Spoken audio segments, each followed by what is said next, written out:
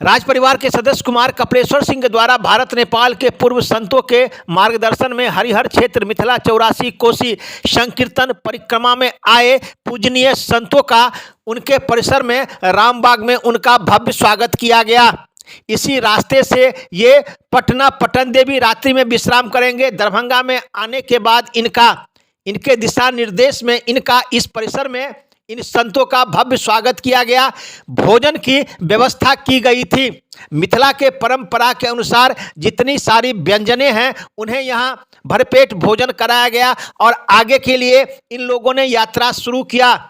कुछ देर के लिए यहाँ ये लोग ठहरे थे। इन लोगों का स्वागत भी किया गया। इन्हें यहाँ के मिथिला के परंपरा के अनुसार इनका स्वागत किया गया। इनके जो कर्मचारी हैं यहाँ पर जो है सो युवराज कपिलेश्वर सिंह के नेतृत्व में सारी व्यवस्था थी और उन्हीं के दिशा निर्देश में सभी संतों का यहाँ स्वागत किया गया। अब आइए सीधे ले चलते हैं। करीब 800 का जत्था जो है सो इस परिक्रमा में शामिल है। तो कुछ देर यहाँ पर ठहरे और शाम में ये लोग यहाँ से आगे के लिए प्रस्थान कर गए। अब आइए सीधे ले चलते हैं यहाँ पर पूरा क्या कार्यक्रम हुआ। वहीं संतों ने अपनी अपनी बातें बताई। वहीं इनके जो मुख्य संरक्षक हैं उनसे पत्रकारों ने पूछा कि ये पूरा क्या यात्रा है। यहाँ राज परिवार के सदस्य द्वारा जो आपका यहाँ स्वागत किया गया है, वहीं यहाँ पर आने के बाद आप लोग कैसा महसूस करते हैं। तो इन लोगों ने अपनी अपनी बातें बताई। संतों का यहाँ स्वागत किया गया। उसके बाद ये लोग आगे के लिए प्रस्थान कर गए। ये सीधे ले चलते हैं यहाँ पूरा क्या कार्यक्रम हुआ। और मीडिया से बात करते हुए इसके जो मुख्य संरक्षक हैं उन्होंने बताया, उन्होंने कहा कि ये हरिहर क्षेत्र और जनकपुर की मिथिला क्षेत्र को जोड़ने वाली 84 कोसी परिक्रमा यात्रा है। इस यात्रा का उद्देश्य है भारत और नेपाल के जो सनातनी है एक दूसरे से जुड़े। भारत और नेपाल की जो संस्कृति है वह सीताराम की संस्कृति है। नेपाल इसके बाद ये लोग नेपाल के अहिल्या स्थान से दरभंगा पधारे थे और इसके बाद ये लोग पटन देवी के लिए प्रस्थान कर गए।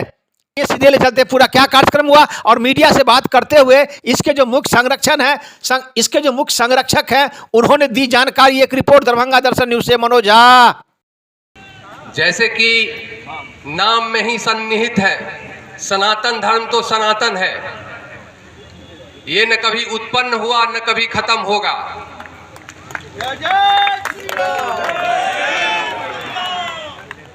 और हमारे कर्मठ राजनीतिक नेतृत्व अब इस ओर बहुत ही धीरता से और संकल्प के साथ खड़ा है कि इस सनातन धर्म का फिर से जो उत्कर्ष था, जो पूरे विश्व पर इसका साम्राज्य था, वो फिर से स्थापित होगा। जो महाराजा दरभंगा महाराज के आंगन में हैं और ये उनका घर है, इस साइड घर है। ये कार्यक्रम प्रभु श्री राम जी की कृपा से हो रहा है। ये कार्यक्रम माँ जानकी की कृपा से हो रहा है।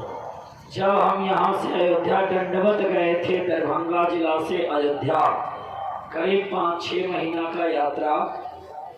उसके बाद जब जनकपुर पहुँचे तो वहाँ के महाराज जी के मुख से निकला कि कोई ऐसा यात्रा हो जो मिथिला पूरा यात्रा हो। और ऐसे ही हमारे विनोद प्रभु जी हैं, कोढ़ारा घाट में बुलाए और वहां पर हमारे मुख से निकला कि विनोद जी एक यात्रा ऐसा होता कि जो यात्रा पूरे मिथिला को हम लोग परिक्रमा करते। और उस यात्रा को इन्होंने दिन रात मेहनत कर इतना सुंदर सजाने का काम किए हैं। इनको हम बहुत बहुत धन्यवाद देते हैं। और स्वर्ण अक्षर में लिखाएगा इनका नाम कि मिथिला का कोई परिक्रमा 84 कोस किया था फर्स्ट बार, तो उनका नाम था विनोद प्रभु और हमारे सीताराम प्रभु जी। कौन सा यात्रा और क्या उद्देश्य इसका और कितने लोग शामिल थे? ये हरिहर क्षेत्र और जनकपुर की मिथिला क्षेत्र को जोड़ने वाली 84 कोसी परिक्रमा यात्रा है। ये अनादिकाल से चल रही थी, लेकिन देश के गुलामी के समय ये यात्रा बंद हो गया। 760 वर्ष के बाद ये यात्रा आई है।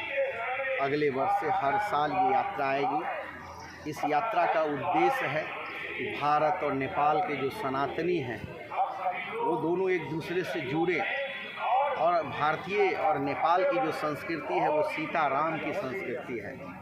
ये जितना मजबूत होगा, नेपाल पर चीन का प्रभाव उतना ही कमेगा। इस यात्रा का उद्देश्य है कि इस मार्ग में चलने वाले के अंदर एक संदेश दिया जाता है कि जो लड़कियां भगाई जा रही है, जो लैंड जिहाद हो रहा है, उन सब को इसके माध्यम से उठाया जा रहा है ताकि समाज सचेत हो।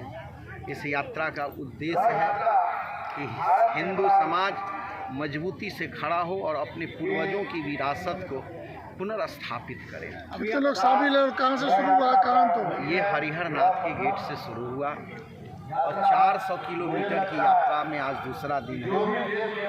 नेपाल से होते हुए अहिल्या स्थान, फुलहर सीता माई का जो फुलवारी है वहाँ से होते हुए दरभंगा महाराज इसके गौरवाध्यक्ष हैं, मूल गौरवाध्यक्ष हैं। यहाँ के बाद हम लोग बटेश्वर नाथ होते हुए पटन देवी, जहाँ माता सती का जांघ गिरा था, वहाँ जाएंगे और रात्रि में तख्त हरमंदिर जी पटना साहिब में विश्राम होगा। संख्या कुल 800 के करीब